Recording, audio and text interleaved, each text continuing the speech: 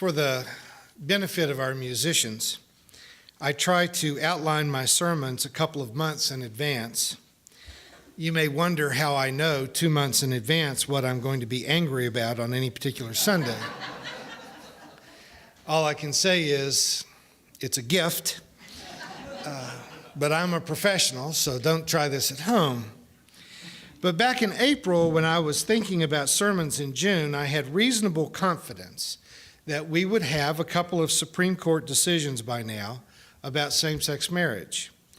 Reporters even crowded into the Supreme Court chambers last week expecting to hear Justice Roberts reveal these decisions, only to get actually kind of a head fake as he was nervously fiddling with papers and appeared to be about to make a momentous announcement. And then whatever it was that he actually announced was so innocuous that the reporters didn't even remember what it was long enough to put it into the papers. But the defensive walls of prejudice continue to crumble, even as we are still waiting for the Supreme Court to decide if they're going to be on the right side of history or not. This week, we did get a long overdue admission from the most public organization that took money from people who were admittedly gullible and desperate for something that they called conversion therapy. Exodus Ministries closed down this week, along with an apology from their president, Alan Chambers, admitting that they never have, ever, turned a gay person into a straight person, that it simply cannot be done, it is not done, and that their judgment and guilt that they have heaped up on gay people has not only been very hurtful to families and to individuals, but it has pushed thousands of people into suicide. I'm not personally satisfied with their statements because they still want to say that homosexuality is a sin, but I don't want to let my desire for a better statement to overshadow the fact that they have at least admitted that they were frauds and that they were wrong. Deep-seated prejudices do not change easily, and they usually are not changed all at once. Liberation is usually more of an evolution than it is a singular event. Not to imply that many of them are deeply repressed in their own sexual orientation, but you could say that fundamentalists are sort of skipping towards reality.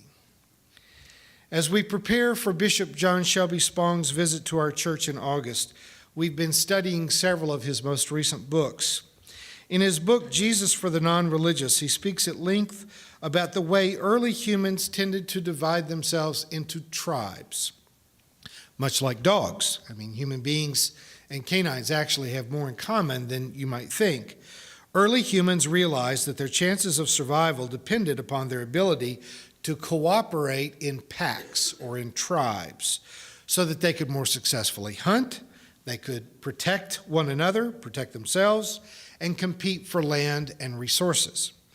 The tribalism that gave us the ability to survive in the ancient world expresses itself in modern culture, sometimes in benign ways, like all of you who actually believe that there's some kind of substantive difference between being a Yankees or a Red Sox fan when you know that anyone in the enlightened world is a Cardinals fan.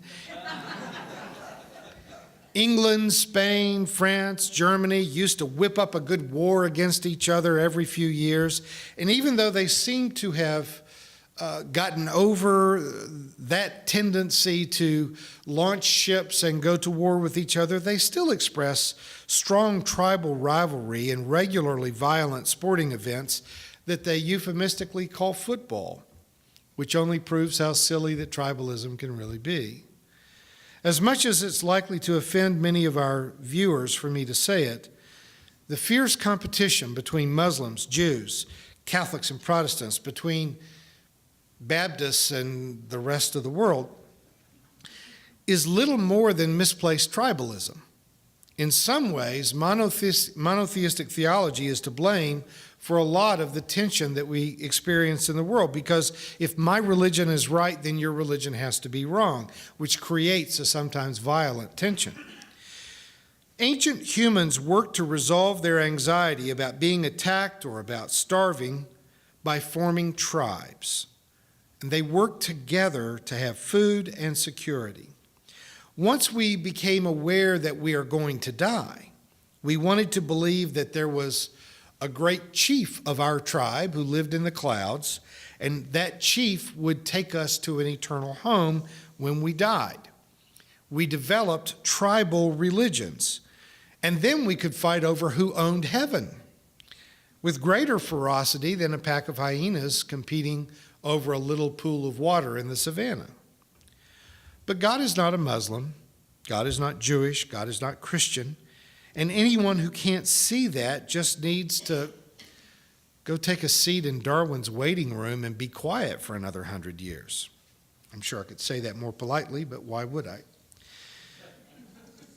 Tribalism was necessary to our survival 2 million years ago. But with each passing year, tribalism becomes less of a necessity and more of a challenge to our survival. Tribalism is something we've got to get over.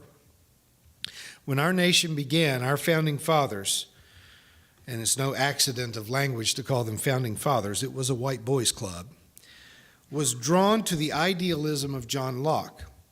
They liked to talk about liberty and equality and justice and indigenous human rights. But they didn't invite their wives to those meetings. They also did not invite their African slaves to those conversations.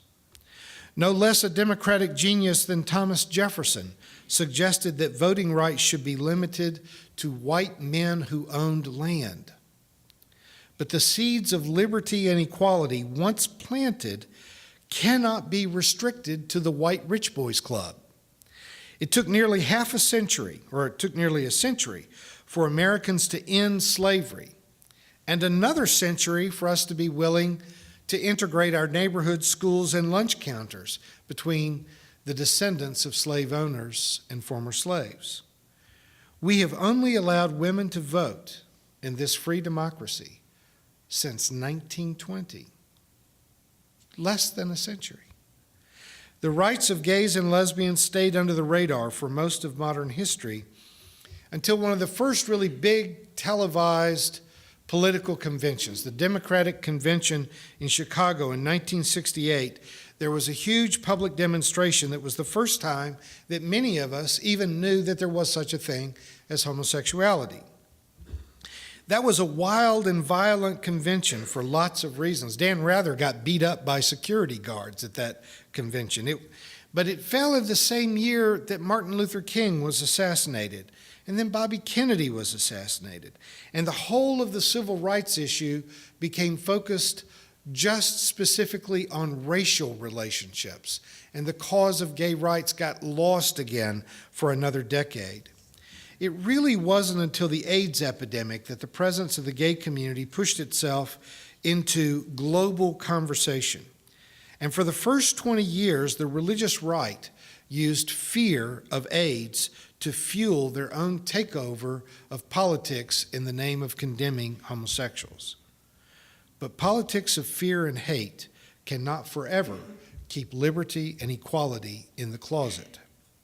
In many ways, the ferocious hatred of religious fundamentalists is what helped make the rest of us increasingly aware that the majority of the straight world held on to a prejudice against homosexuals that was embarrassingly stupid. It's really not a question of the legitimacy of it. It really becomes a question of how long we are willing to embarrass ourselves by holding on to a prejudice that doesn't make any sense. There are times when humiliation is more instructive than simple information. People that are prejudiced against the gay community do not base that on any kind of medical or psychological or even religious fact. They base it on prejudice. And sometimes humiliation is better to address prejudice than is just factual information. When it comes to discriminating against blacks, women, illegal immigrants, and homosexuals, the institutional church has a lot of reasons to be ashamed. We need to blush when it comes to those issues. And most of us have had some pretty bizarre elements of hypocrisy when it comes to prejudice. The black church was the moral engine of the civil rights movement, but with all the energy they brought to equality for black men, the black church has often been just as passionate in its discrimination against female leadership and against the gay community.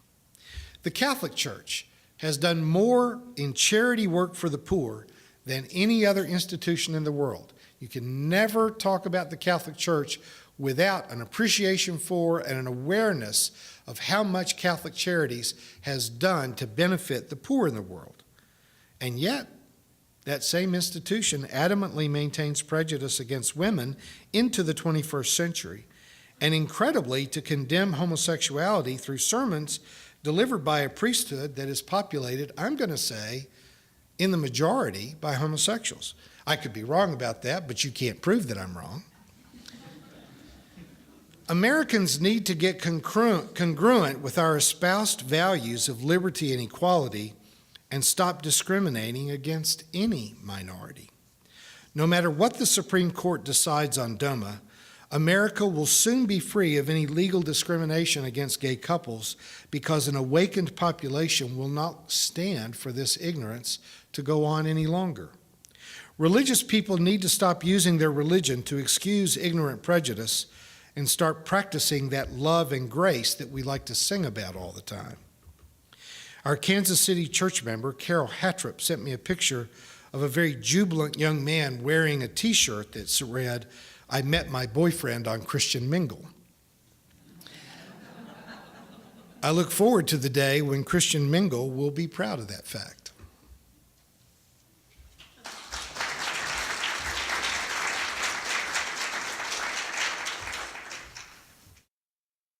You've been watching a progressive Christian video from the Community Christian Church of Springfield, Missouri. We encourage our viewers to donate to our efforts in feeding the homeless and hungry of our community. Write to us at reverenddray@aol.com for more information.